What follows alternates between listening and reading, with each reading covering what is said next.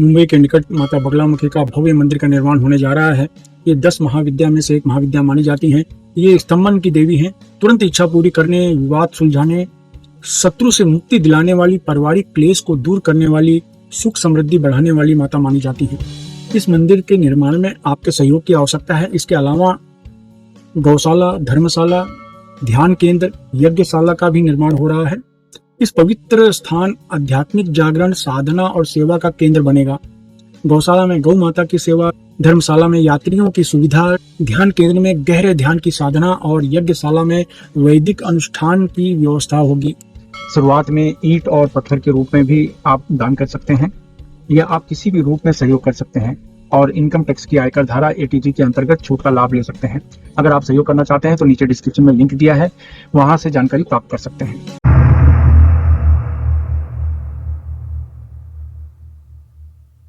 नमस्कार, दिव्य योग आश्रम की तरफ से आपका हार्दिक स्वागत है। आज विशेष प्रकार की कथा की चर्चा करेंगे, प्राचीन मान्यता की चर्चा करेंगे।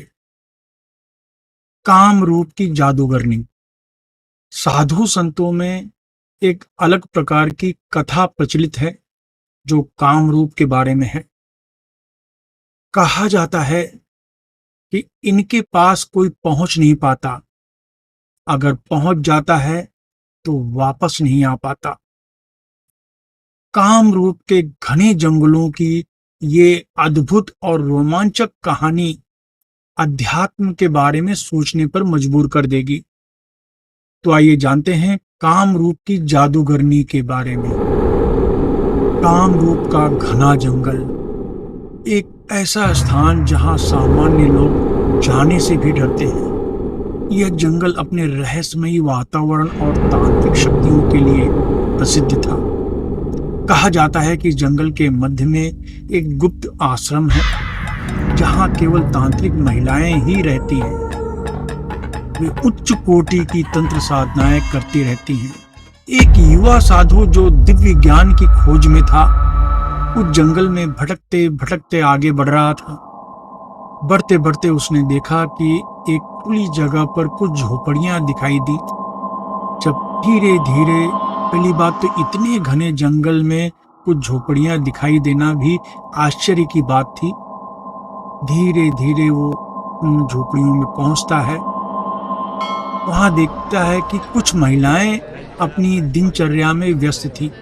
घर के बाहर पशु बंधे थे, पिंजरों में पक्षी चहचहा रहे थे। लेकिन एक बात अजीब थी कि वहां बच्चे नहीं थे कोई।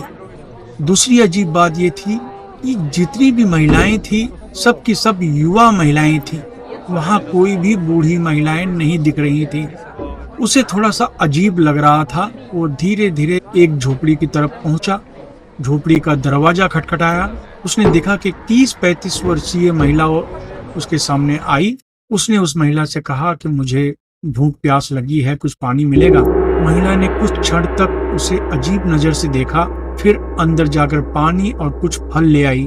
फल और पानी से उस साधु को थोड़ी राहत तो मिली, लेकिन चूंकि रात हो रही थी, उसने कहा कि मैं अब आगे तो सफर नहीं कर सकता। उन्होंने विनती करते हुए उस महिला से कहा कि अगर आप मुझे इजाजत दें तो क्या मैं एक रात यहाँ पर विश्राम कर सकता हूँ?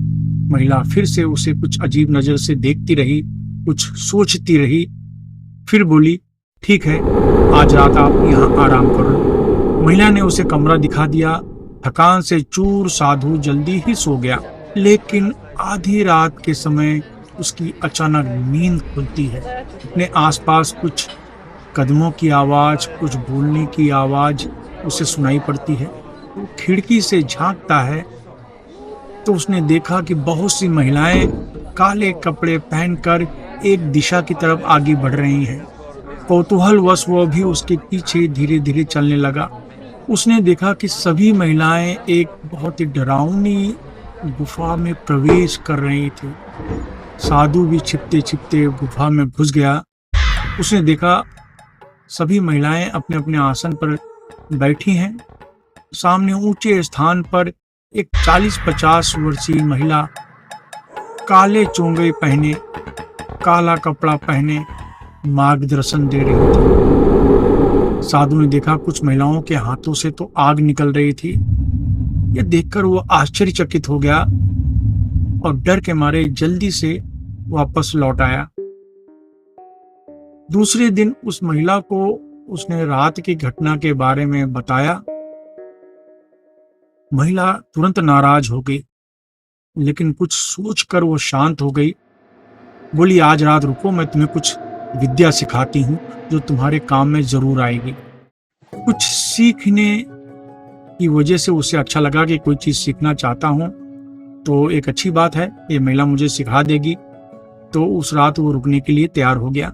रात होते ही महिला ने उसके कमरे में प्रवेश किया और कुछ दाने साधु की तरफ फेंक दिए।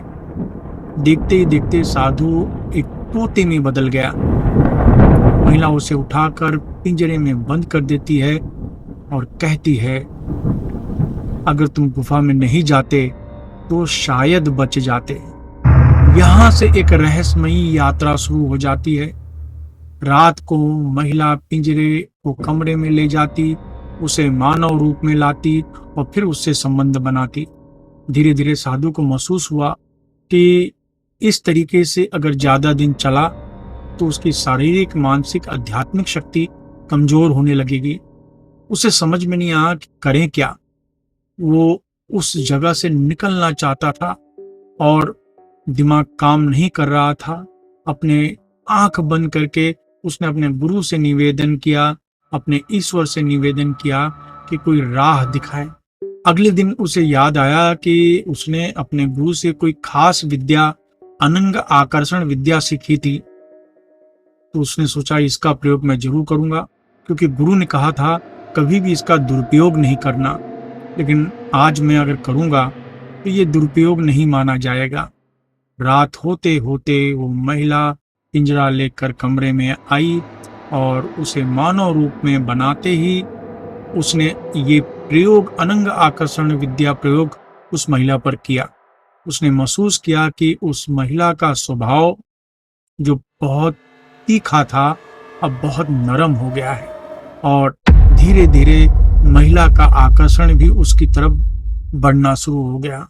एक दो दिन के बाद वो उस महिला से कहता है कि मुझे इस जगह से निकाल दो। महिला ने एकदम नरम स्वर में कहा, यहाँ से निकलना आसान नहीं है, यह जगह सुरक्षा मंत्रों से घिरा हुआ है, लेकिन मैं तुम्हारी मदद कर सकती हूँ। तुम्हें विशेष प्रकार की सिद्धि सीखनी होगी। साधु ने कहा, ठीक है। तो उस महिला ने उसे शीघ्र गमन सिद्धि, ब्रह्मास्त्र बंधन मुक्ति सिद्धि और अदृश्य शरीर बंधन मुक्ति सिद्धि को सिखाना शुरू कर दिया। साधु पहले से ही अध्यात्म क्षेत्र का जानकार होने की वजह से बहुत ही जल्दी जल्दी इन विद्याओं को सीखता चला गया। अंतिम रात, आखिरकार उस साधु के लिए वहां से निकलने की अंतिम रात आ गई। उसने देखा कि जब सभी महिलाएं गुफा की ओर जा रही हैं, साधु धीरे से झोपड़ी से बाहर निकला और आगे की तरफ भागता चला गया। उसे ऐसा महसूस हुआ कि जैसे उसका पूरा शरीर जाम है, पूरी तरीके से भाग भी नहीं पा रहा है, ठीक से चल भी नहीं पा रहा है। उसे अजीब महसूस हो रहा था। तुरंत उसने अदृश्य शरीर बंधन मुक्ति प्रयोग शुरू किया।